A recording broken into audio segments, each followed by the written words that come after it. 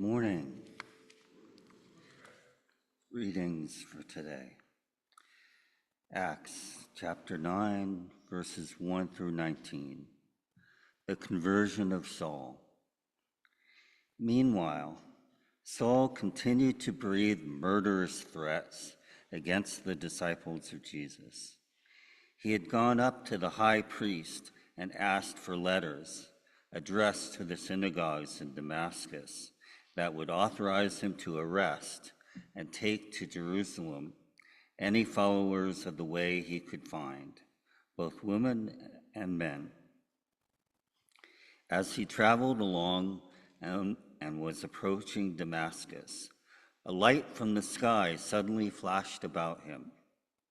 He fell to the ground and heard a voice saying, "Saul, Saul, why are you persecuting me?" "Who are you?" Saul asked. The voice answered, "I am Jesus, and you are persecuting me. Get up now and go into the city where you will be told what to do." Those traveling with him were speechless. They heard the voice, but could see no one. Saul got up from the ground, unable to see, even though his eyes were open. They had to take him by the hand and lead him into Damascus. For 3 days, he continued to be blind, during which time he ate and drank nothing. There was a disciple in Damascus named Ananias. Christ appeared to him in a vision, saying, "Ananias." Ananias said, "Here I am." Then Christ said to him, "Go at once to Straight Street, and at the house of Judah ask for a certain Saul of Tarsus. He is there praying." Saul had a vision that a man named Ananias will come and lay hands on him so that he would recover his sight. But Ananias protested, "I have heard from many sources about Saul and all the harm that he has done to your holy people in Jerusalem. He is here now with authorization from the chief priests to arrest everybody who calls on your name." Christ said to Ananias, "Go anyway. Saul is the instrument I have chosen to bring my name to Gentiles, to rulers, and to the people of Israel. I myself will show him how much he will have to suffer for my name." With that, Ananias left. When he entered the house, he laid his hands on Saul, saying, "Saul, my brother, I have been sent by Jesus Christ, who appeared to you on the way here, to help you recover your sight and be filled with the Holy Spirit." Immediately, something like scales fell from Saul's eyes, and he regained his sight. He got up and was baptized, and his strength returned after he had eaten some food. Second reading is from Matthew chapter 13, verses 31 through 32. The parable of the mustard seed. Jesus presented another parable to the crowds. "The kingdom of heaven is like the mustard seed, which a farmer sowed in a field. It is the smallest of all seeds, but when it has grown, it is the biggest shrub of all. It becomes a tree, so that the birds of the air come to perch in its branches."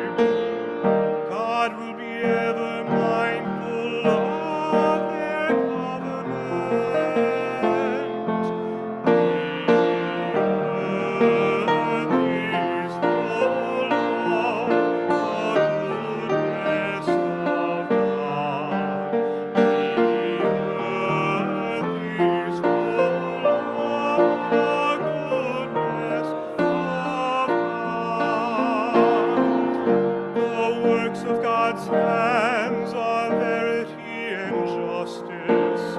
All God's precepts are sure. They stand fast forever and ever. The earth is full of the goodness of God. The earth is full of the goodness of God. God has sent redemption to God's people. God has commanded the covenant forever. Holy and awesome is God's name. The earth is full of the goodness of God. The earth is full of the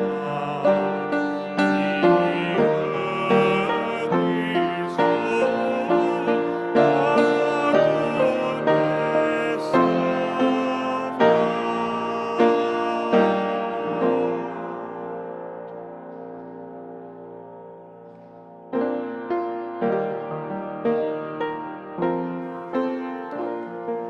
During this time, we're having a little bit of a change where I'm going to provide a message that is inspired from the series, but we're also, this week, we're going to be what's called Community Musings, and that is either Community Musings or testimonies. So either we're going to do where I'm going to read a couple of questions which are in your bulletin, and we're going to contemplate on them for a minute or so, and then 3 or 4 people can share 1 or 2 sentences response to these questions, what their thoughts are.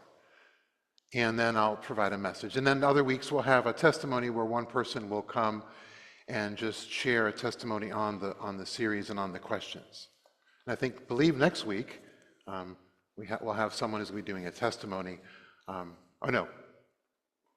Next week, because yes, next week we'll have that. So, but that's next week. But anyways, so the questions are for this week are in your bulletin. What does it take to get your attention? And the other question is, what takes up more of your attention than you'd like? So let's think about that for a moment. And I'll bring the microphone around to the folks who want to do that. And also folks that are online, if they want to join in, we'll need to have a raise. We need to use the raise your hand, but I'm only going to do 3 or 4 to be mindful of this. And of course, you can always talk about it with folks after the service as well, or you can write them down. So let me stop talking and you can think about these questions.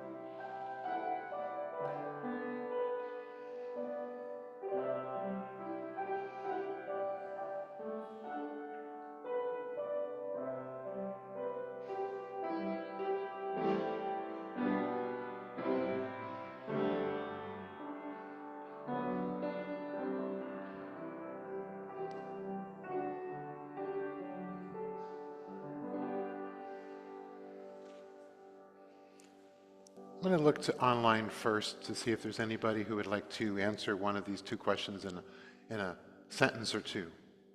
And I'll read the questions again just to refresh your memory. What does it take to get your attention? And the other question is, what takes up more of your attention than you'd like?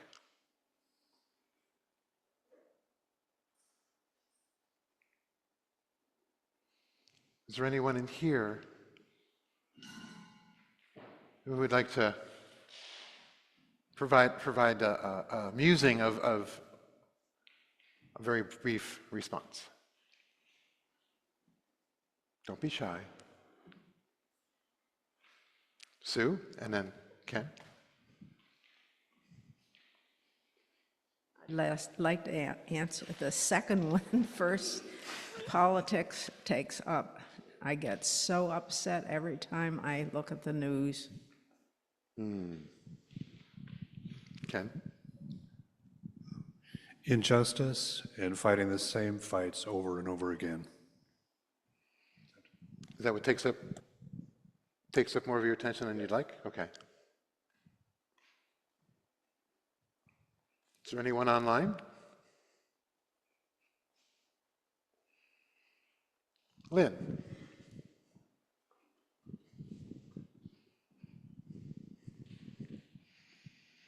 Sometimes I feel I'm closing myself out from the world. Thank you. One more.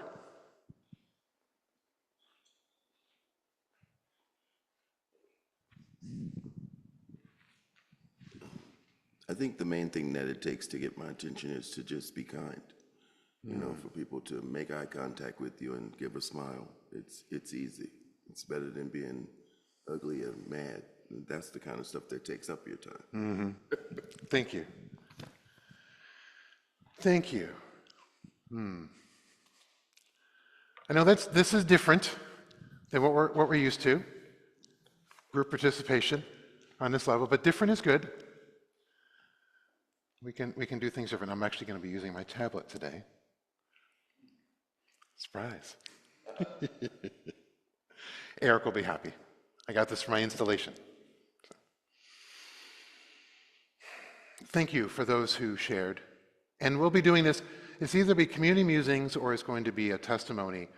And I'll try to be mindful of reminding you earlier on in the service so you can think about that and look in the bulletin for the questions. But this will be for the next 5 weeks, so it won't be forever. It'll be for the 5 weeks. A little bit of change is always good for us. Challenges me, I know that. We are called to be the church. At MCC San Francisco, these words aren't just a slogan, they are a lifeline. But let's be honest, that call is challenging.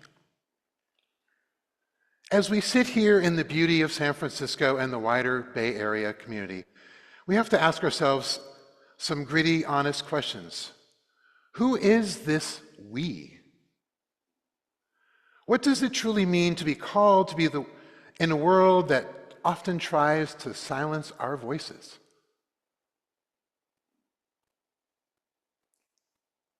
And what kind of a church is the Spirit beckoning us to become in this city at this moment? There's a whole lot in this city and this moment in time, which was mentioned during community prayer and during the musings about the politics and all the stuff that's going on. When we try to flesh out our identity, we look at our values, celebrating God's queer and diverse presence, living with respect in creation, especially as we celebrate Earth Day today, and proclaiming a Jesus who flipped the tables to make room for the marginalized. But often we look for a model. We look for an example to follow.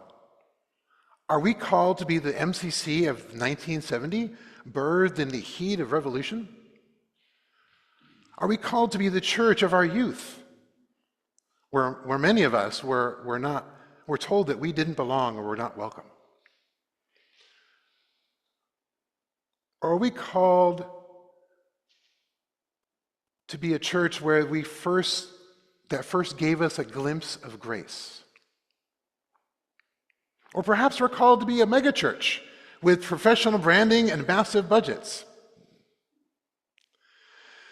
Or are we called to be a community that does a few things exceptionally well, like radical love and authentic praise? The truth is, the history of this church is messy. For those who've been around for a long time, know. And even if you haven't been around for a long time, you know. It's indicative to any community that there's going to be a little messiness along the way. It's a mix of getting it right and getting it wildly wrong. I think that's most the case with any community.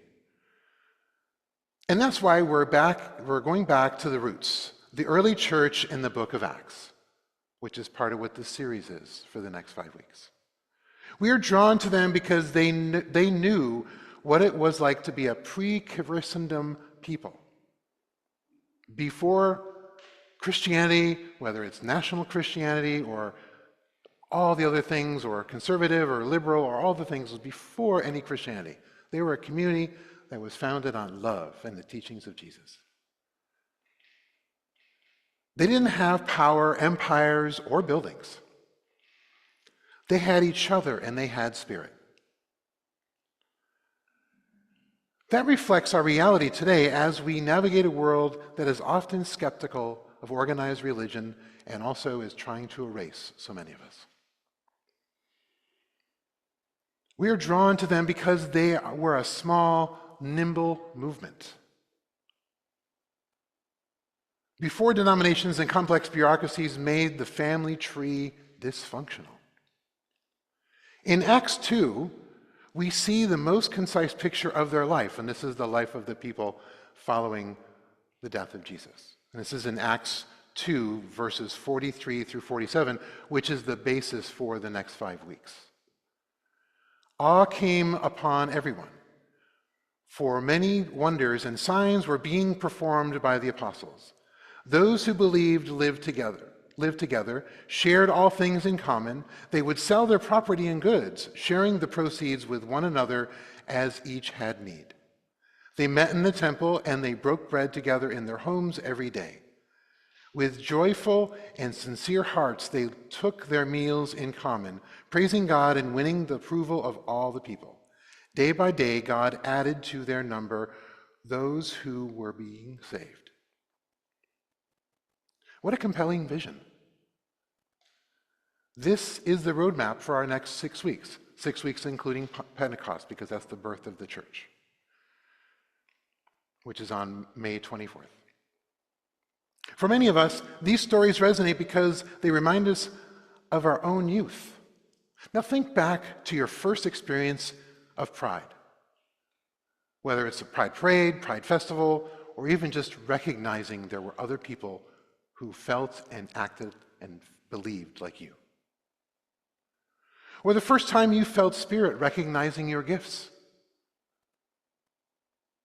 Or the moment you realized that you wanted to commit your life to justice. As we grow older, it's easy to let cynicism cloud that initial spark. To forget about how things were when we were children and anything was possible. But the early church reminds us of what happens when we stay idealistic and visionary. The book of Acts isn't a fairy tale. It's full of friction and messiness, as life is. But it is a defining characteristic, its defining characteristic is a propensity for awe and wonder. Think of a newborn seeing color for the first time, or a student arriving at a new university with eyes wide open. I know I've experienced that several times in my adulthood. But just think of another experience where that awe and wonder just captivated you for that moment, or for several moments. This is where our journey begins. Awe came to everyone because many wonders and signs were being done. Acts 2, verse 43. The foundation of MCC San Francisco must be this: the ability to actually notice what God is doing in the streets of San Francisco and in the quiet corners of our hearts. God is moving in the big and loud, like the conversion of Saul, which was a huge thing that happened, where the enemy becomes a friend and life is turned upside down. This was a huge conversion story for him, considering he was someone who was prosecuting those people and had a total turnaround. Have you experienced that? Not personally in your life, maybe personally, but have you seen that in your life? where someone has made a complete 180. I know I've seen it with people who were homophobic beyond belief, and when they had the realization finally one day, like, oh, shit, I'm gay. It was more than just that. We all know that. But still, there is that moment where it's like the realization is that I am exactly the person I'm hating. Thank you. And God is moving in the small and ordinary, like the mustard seed we heard about today, a tiny thing that grows into a shelter for the world. Now, these succulents here are not going to grow into a mighty shelter, but they are going to grow, especially if they receive love and sunlight and water. Not too much for succulents. They definitely, I keep being reminded that they don't need a lot of water. But we are called to be noticing people, to notice these things in the world that are going on, the big and the bold and the small and the ordinary, to notice all of it and in between, to recognize the details that are important in our lives that make us, fill us with joy and with hope, and help us to be kind, and also help us to be reaching out to folks who are challenged and struggling. Notice also requires us to reject the breakneck hustle pace of San Francisco, or modern life, not just San Francisco, but modern life. To answer that text message, that is the bane of most people's existence, because it's like that immediate response is needed or expected. It's like, why don't you just turn the notifications off or just put your phone on silent for a while? Unless you're expecting an urgent message or a phone call or emergency or something, it can wait for a few minutes. It's like when I've been off on vacation, I say, if the church isn't on fire or someone has died, don't contact me. Or if the church is on fire, I should say. If the church is on fire or someone has died, you can contact me through my personal number. But other than that, don't contact me. It's important for us to take that time to be able to be present and to listen and to see. It means to slow down, to consider the perspective of the divine.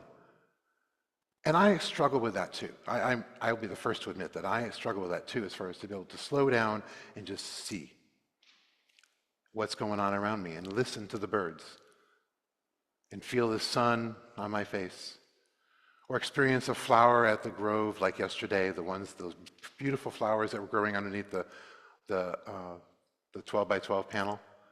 Yeah, just those little things. Or the mosquito that was gnawing on my leg that was pointed out to me by someone. It means putting ourselves in risky, uncomfortable, and beautiful situations where God is already at work.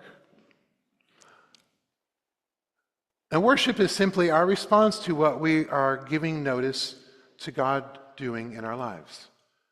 Whether it's worship here or if it's worship in whatever way you define it, whether it's dancing, singing in the shower, singing with a choir, traveling the world and seeing wonderful things and engaging with other people, or even just talking to somebody on the bus or the Muni train, or helping someone that is struggling getting in and out of a door.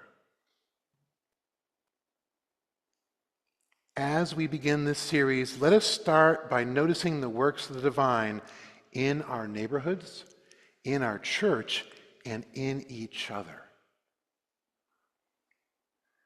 May our noticing draw forth a sense of awe that takes us back to a place where we believe anything is possible, like when we were little kids, where anything is possible. Because it is. It absolutely is. We need that hopeful imagination to be the church God is calling us to be. Amen.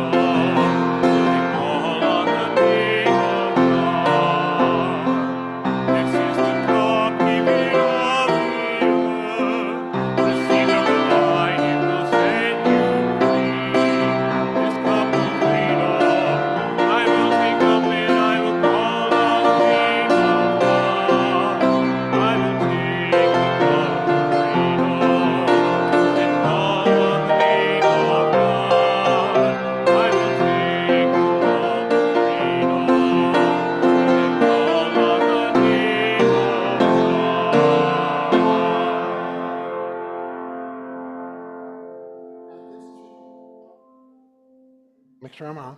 At this church, like any other MCC around the world, it is open and set for everyone. You don't need to be a member of this church or any church. You don't have to believe what we believe in. You don't have to have an ID card. You don't have to have a Visa, MasterCard, or a passport. All you have to do is have a desire to participate in a meal of liberation and new life. You can come forward. Jeff, our lovely usher, will call your row to come up and to receive communion. You come forward and receive a gluten-free cracker dipped in grape juice and a short blessing from me. Or you can take a communion kit. Jeff has those where you take the top off and you can do communion at your seat. You can also, another thing you can do is you can stay in your seat and you can witness all of us having communion. And the fourth option is that you can just stay in your seat and do nothing and not witness and just, it's your choice to what you want to do. So you don't have to, me tell you you have to sit here and witness. You can sit there and you can just do whatever you want to do. Check your email. Please don't be too disruptive though, but text message your friends, all those things. But anyways, and also attendance slips, if you could put those in the offering basket, that would be great. The table is set. When you come forward, get your communion. If you want to get your succulent after then, you can, or pick one up after the service. The choice is yours. Come, the table is set, the meal is prepared.